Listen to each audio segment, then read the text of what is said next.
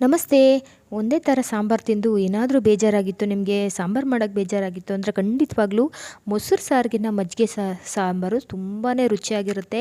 ಅನ್ನಕ್ಕಾಗಲಿ ಮುದ್ದೆಗಾಗಲಿ ಜೊತೆಗೆ ಒಂದು ಹಪ್ಪಳ ಒಂದು ಉಪ್ಪಿನಕಾಯಿ ಇದ್ದರೆ ಸೂಪರಾಗಿರುತ್ತೆ. ಅದನ್ನು ಯಾವ ಥರ ಮಾಡೋದು ಅಂತ ತೋರಿಸ್ತೀನಿ ಬನ್ನಿ. ಇಲ್ಲಿ ಒಂದು ಪ್ಯಾನ್ನ ಇಟ್ಕೊಂಡಿದ್ದೀನಿ, 2 ಸ್ಪೂನಷ್ಟು ಎಣ್ಣೆ ಹಾಕ್ಕೊಂಡಿದ್ದೀನಿ. ಇದಕ್ಕೆ ಅರ್ಧ ಸ್ಪೂನಷ್ಟು ಸಾಸಿವೆ, 1 ಸ್ಪೂನಷ್ಟು ಕಡಲೆಬೇಳೆ, ಅರ್ಧ ಸ್ಪೂನಷ್ಟು ಉದ್ದಿನಬೇಳೆ ಇಷ್ಟನ್ನು ಕೂಡ ಹಾಕ್ಕೊಂಡಿದ್ದೀನಿ. ಇಲ್ಲಿ ಚಿಟಪಟ ಅಂತ ಸಾಸಿವೆ ಸಿಡಿದ ನಂತರ ಕಲರ್ ಚೇಂಜ್ ಆಗ್ತಾ ಬರುತ್ತಲ್ವ ಕಡಲೆಬೇಳೆ ಉದ್ದಿನಬೇಳೆದು. ಇವಾಗ ಸ್ವಲ್ಪ ಮಿಕ್ಸ್ ಮಾಡ್ಕೊಳ್ಳೋಣ. ಮಿಕ್ಸ್ ಮಾಡಿದ ತಕ್ಷಣ ನೀವು ಇಲ್ಲಿ ನಾನು ಕರಿಬೇವನ್ನ ಹಾಕ್ಕೊಳ್ತಾ ಇಲ್ಲ, ಏಕೆಂದರೆ ಕರಿಬೇವು ಚೆನ್ನಾಗಿರಲಿಲ್ಲ, ಹಾಗಾಗಿ ಸ್ಕಿಪ್ ಮಾಡಿದ್ದೀನಿ. ನೀವಿತ್ತು ಅಂದರೆ 6ರಿಂದ 7 ಎಸಳು ನೀವು ಕರಿಬೇವನ್ನ ಹಾಕ್ಕೊಳ್ಳಿ. ಇಲ್ಲಿ ಒಂದು ಈರುಳ್ಳಿನ ನಾನು ಹಾಕ್ಕೊಳ್ತಾ ಇದ್ದೀನಿ, ಸಣ್ಣಗೆ ಕಟ್ ಮಾಡಿ ಹಾಕ್ಕೊಂಡಿದ್ದೀನಿ. ನೀವು ಉದ್ದ ಬೇಕಾದರೂ ಹಾಕ್ಕೊಳ್ಬೋದು. ಖಾರಕ್ಕೆ ಸ್ವಲ್ಪ ಖಾರವಾಗಿದ್ದರೆ ಚೆನ್ನಾಗಿರುತ್ತೆ ಅಂತ ಹಸಿಮೆಣ್ಸಿಕಾಯಿ ಹಾಕ್ಕೊಂಡಿದ್ದೀನಿ. ಇಲ್ಲಿ ಖಾರಕ್ಕೆ ನಿಮ್ಗೆ ಎಷ್ಟು ಬೇಕೋ ಅಷ್ಟನ್ನು ಹಾಕ್ಕೊಂಡು ಚೆನ್ನಾಗಿ ನೀವು ಮಿಕ್ಸ್ ಮಾಡ್ಕೊಳ್ಳಿ. ಮಿಕ್ಸ್ ಆದ ನಂತರ ಉಪ್ಪನ್ನು ಕೂಡ ಈ ಟೈಮಲ್ಲಿ ಹಾಕ್ಕೊಳ್ತಾ ಇದ್ದೀನಿ. ನಿಮಗೆ ಗೊತ್ತಾಗಲ್ಲ ಅನ್ನೋರು ಲಾಸ್ಟಲ್ಲಿ ನೀವು ಉಪ್ಪನ್ನು ಸೇರಿಸ್ಕೊಳ್ಬೋದು. ಇವಾಗ ಉಪ್ಪನ್ನು ಹಾಕ್ಕೊಂಡಿದ್ದೀನಿ. ಉಪ್ಪಾದ ನಂತರ ಸ್ವಲ್ಪ ಒಂದು ಚಿಟಿಗೆ ಅರಿಶಿನ ಹಾಕ್ಕೊಳ್ತಾ ಇದ್ದೀನಿ. ಒಂದು ಸ್ವಲ್ಪ ಇಂಗು ಹಾಕ್ಕೊಳ್ಳಿ, ತುಂಬ ಚೆನ್ನಾಗಿರುತ್ತೆ.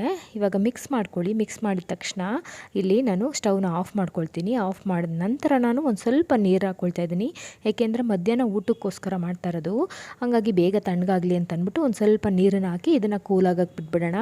ಇವಾಗ ಒಂದು ಟಿಪ್ಸ್ನ ನಿಮಗೆ ಶೇರ್ ಮಾಡ್ತೀನಿ. ಮಜ್ಜಿಗೆ ಮಾಡ್ಕೊಳ್ಳೋಕ್ಕೆ ತುಂಬ ಈಸಿ ಅಂತಂದರೆ ಒಂದು ಮಿಕ್ಸಿ ಜಾರ್ಗೆ ನಾವು 1 ಲೋಟದಷ್ಟು ಮೊಸರನ್ನ ಹಾಕ್ಕೊಂಡಿದ್ದೀನಿ, ಗಟ್ಟಿ ಮೊಸರು. ನಿಮ್ಗೆ ಏನಾದರೂ ಹುಳಿ ಇತ್ತು ಅಂತಂದರೆ ಅರ್ಧ ಲೋಟದಷ್ಟು ಕಾಯಿಸಿರೋ ಅಂಥ ಹಾಲನ್ನು ಹಾಕ್ಕೊಂಡ್ರೆ ಹುಳಿ ಮ್ಯಾನೇಜ್ ಆಗುತ್ತೆ.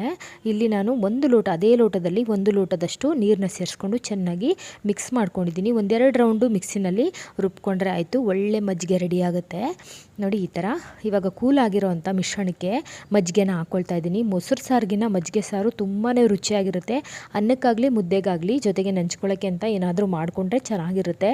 ನಾನಿಲ್ಲಿ ಹಪ್ಪಳ ಮಾಡ್ಕೊಂಡಿದ್ದೆ, ಬೆಳಿಗ್ಗೆ ನಾನು ಬೆಂಡೆಕಾಯಿ ಗೊಜ್ಜು ಮಾಡ್ಕೊಂಡಿದ್ದೆ, ಅದು ಇತ್ತು, ಹಾಗಾಗಿ ಇಲ್ಲಿ ನಾನು ರೆಡ್ ರೈಸ್ ಮಾಡ್ಕೊಂಡಿದ್ದೀನಿ. ಇದಕ್ಕೆ ತುಂಬಾ ರುಚಿಯಾಗಿರುತ್ತೆ, ಒಂದ್ಸಲ ಟ್ರೈ ಮಾಡಿ. ಈ ವಿಡಿಯೋ ಇಷ್ಟ ಆಗಿದ್ರೆ ಲೈಕ್ ಮಾಡಿ, ಶೇರ್ ಮಾಡಿ, ಕಮೆಂಟ್ ಮಾಡಿ.